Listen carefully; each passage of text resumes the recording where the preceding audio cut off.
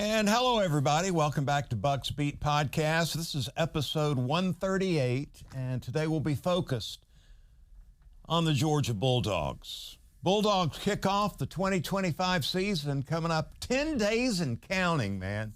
Get to see Georgia tee it up against Marshall between the hedges at Sanford Stadium. Some other games we're totally interested in checking out, too. Also, Alabama taking on Florida State down in Tallahassee. We've got Texas and Ohio State in the big showdown game there.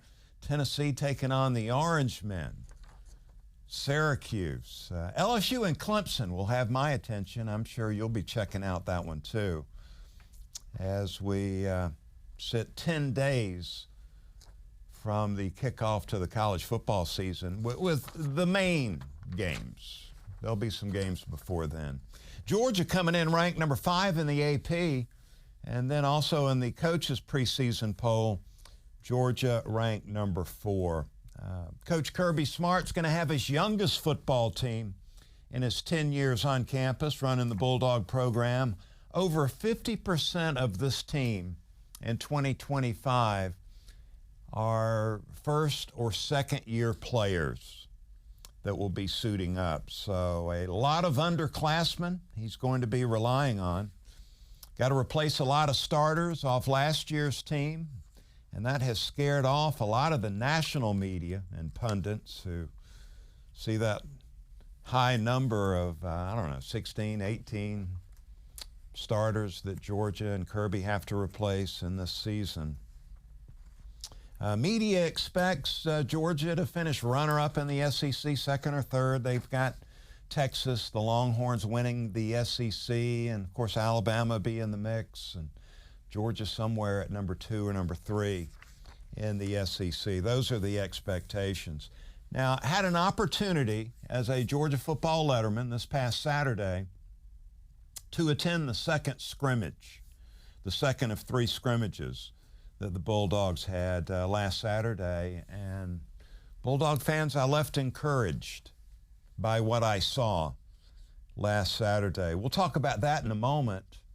Right now, I wanted to dive into this storyline that, well, the media's jumped all over. Some of the media's jumped on the storyline of why Kirby has yet to fully endorse Gunner Stockton as the quarterback at Georgia this season. Kirby responding to the media here the last couple of days that were asking him about that. And he's saying, look, why? Why should I do this? So you can write about it and talk about it. Yeah, Kirby doesn't want to provide any content out there. Look, a couple things. One, the Georgia Bulldog team, they know that Gunner Stockton is QB1. And let me just say, I think it's 100% that Gunner Stockton is the starting quarterback for the Bulldogs when they start the season for real in week number 3 in Knoxville, taking on the Tennessee Volunteers. Gunner Stockton will be the quarterback, barring something happening between now and then. But Gunner Stockton is the starter. The whole team knows it. Kirby just doesn't see a reason why he should announce that to the media coming into the season. Same sort of thing at some of these other programs, too. These coaches trying to have some kind of edge coming into the season opening game. I do wonder, though, how Mike Bobo and Kirby will play the quarterback situation in the first 2 games of the season against Marshall and Austin Peay. Do they, number one, do they go with Gunner Stockton getting most of the reps, putting up big game stats, sort of quieting some of the concerns like Feinbaum that are not too high on Gunner coming into the season? Or will it be behind door number 2? Will it be give Ryan Puglisi, the backup quarterback, a lot of game reps where he can, you can develop him and prepare him, as the backup quarterback. You're only one play away from being the starter. And Lord knows, Ryan Puglisi needs all the reps and practice, scrimmages, and games too that a guy can get if he's going to be expected to step in and do the job. Bulldogs will have an opportunity to ease into the season and play it one of those two ways against Marshall and Austin Peay. No big showdown game to get the season started this year. So I believe that's an advantage for Kirby, Schumann, Bobo, who are coaching up a lot of young players. So I think the schedule actually helps this Bulldog team this season. They have some time to get their act together before that trip to Knoxville. That's going to be a big one.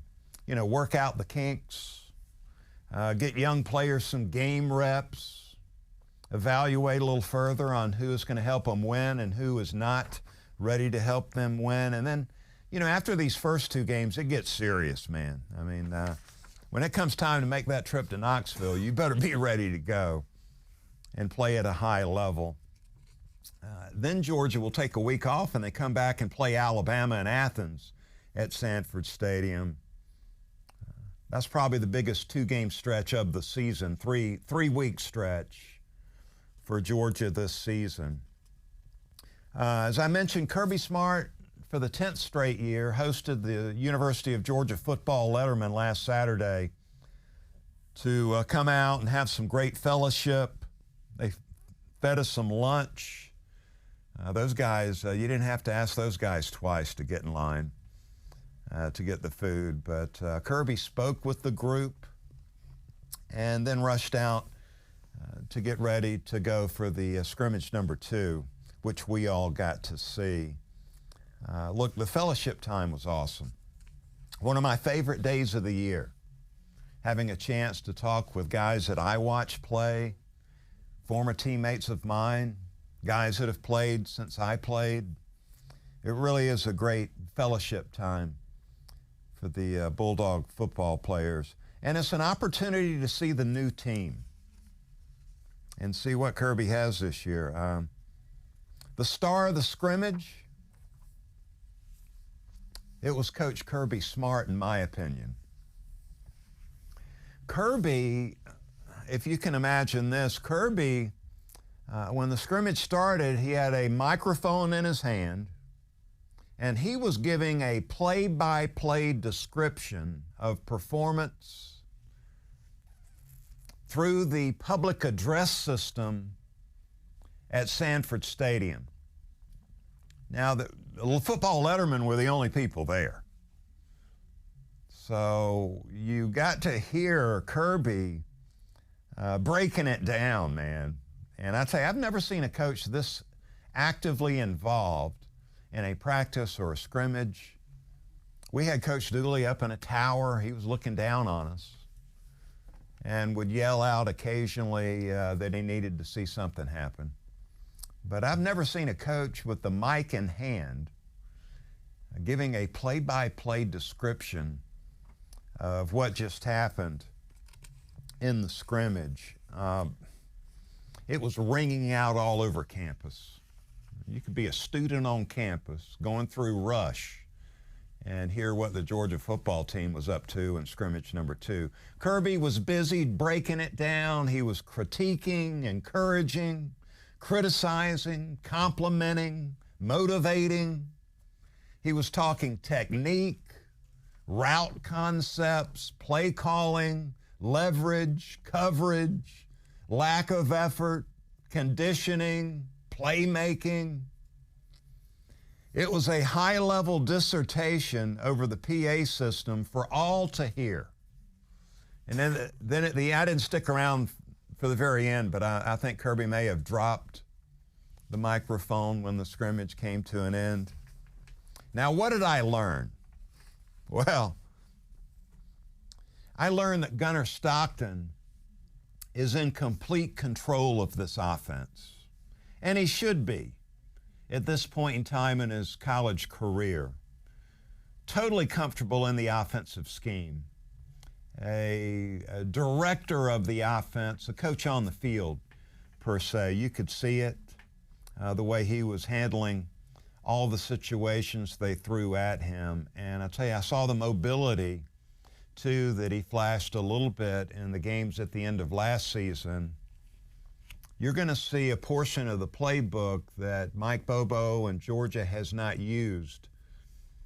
As when Carson Beck was the starting quarterback, Beck was a pure pocket passer, so they didn't utilize a lot of the plays involving the quarterback being on the move.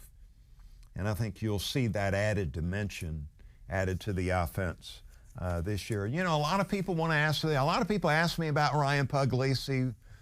What are my thoughts on Puglisi? Well, I think Puglisi has improved tremendously since the spring and since a year ago getting on campus and putting his arms around this college playbook. He's developed. He's a lot further along in his development. Now, I'm not sitting here thinking that he is ready for prime time. He's not ready to take over this team and lead them to the college football playoffs. But I did leave knowing that, hey, this kid can spin it. He's got a future. He's going to be the next big quarterback at Georgia, making all the throws, layering the football intermediately, throwing it with touch, throwing it with velocity. Showed off some ability to hurt the defense with his legs. So I really like what I see in his development and his skill set, but he needs more practice reps. He needs needs some game reps. He hadn't had any of those yet to be really ready to take over at a moment's notice. But I left impressed. You know, and I do think this plays into it too. I do believe that Gunner Stockton, I hope he understands that he needs to protect himself this season as the starting quarterback. He took some vicious shots at the end of last season, and I think Gunner, you know, my advice to Gunner would be to make sure you protect yourself. Don't take those physical shots that can knock you out of the game. You can take advantage of your mobility, but get down before they take your head off, because this team is expecting Gunner Stockton to play 4 quarters a game and going in 12 regular season games. They're expecting him to be on the field. And I hope Gunner respects that. You're going to see this offense, though, have the quarterback out on the edge a little more than you've seen here recently, taking advantage of his mobility. But he's got to protect himself. One of the things I was sort of caught off guard at was, speaking of offensive guard, and this offensive line was freshman Juan Gaston, who we spoke about last week on the podcast, was the starter at right guard in the scrimmage. He was running with the ones. And I tell you, my first impression of him being 6'7", 350 pounds was his initial punch was powerful, but not finishing his blocks. Fitness, I wonder about the fitness level. How long right now as a true freshman can he play at a high level? But first instinct tells me that he's got a chance of being a very special player. Zach Branch was in the spotlight, man. Got to see a lot of Zach Branch, the transfer from USC. Returning kicks, he was the guy. He was the guy returning kicks. And then playing with the ones in the slot position. This Georgia wide receiver core looks just head and shoulders better than it was a year ago. And Zach Branch looking like he's going to impact both as a return man and as a receiver.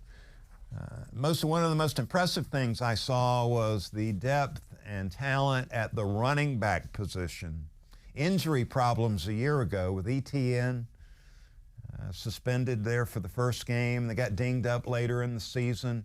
had to play a true freshman, Todd Frazier, that was not really ready to be the lead running back a year ago. Roderick Robinson, Branson Robinson, both injured out, getting no reps. I mean, they were really thin at the running back spot last season. That is not the case in the 2025 season that's about to kick off. Nate Frazier looks really comfortable at the running back spot, and he looks like he's ready for a breakout season. Really just an all-around, all-purpose back that seems to do everything well. Didn't lay it on the ground. Protection of the football is a priority with him this year. Looked a lot more comfortable in pass pro, protecting the quarterback. Roderick Robinson really got my attention. It's hard, and when you're looking at a guy that's 6'1", 235 pounds, and that is athletic as Roderick Robinson is, it's tough to take your eyes off of him. Great to see him healthy. Looks like he'll be running back too. And when Frazier needs a blow, this guy's going to step in. You're not going to see any drop-off with Roderick Robinson on the field. Josh McCray, I got to see a little bit of Josh. Big physical back. I'm thinking short yardage, goal line situations. And then Cass Jones looking really good as they third down back. Passing situations, being on the field on third down. He is as good of a third down back as you're going to see this season. Also, the tight ends position. Man, I had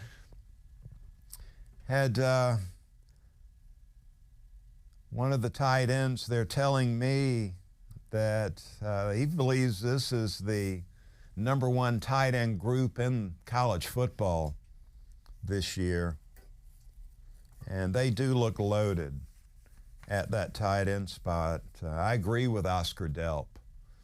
Not that I've seen every wide receiver room in the country, but I tell you what, Oscar as a senior, set up both as a blocker now, much improved blocker, always a good receiver. Lawson Lucky, a big receiver. As I look at Lawson Lucky, I think big receiver. Get him the football. He's going to make some plays. Got these two freshmen that physically fit. I think those two guys might find their way on the field to help Georgia run the football effectively at the tight end spot. Look really for a 3 tight end set. That 13 personnel grouping, I believe, will be popular with Mike Bobo this year as you try to cater the game plan to your personnel. With this deep of a tight end group, it would make sense to go to that 13 personnel group a lot this season, where you're going to be run heavy and you're going to throw a lot of the run action fakes, which Gunner is really good at, the play action fake and taking some shots down the field to these mismatches they've got at the X-wide receiver spot right now. So there's a priority and a focus on the run game coming into this season.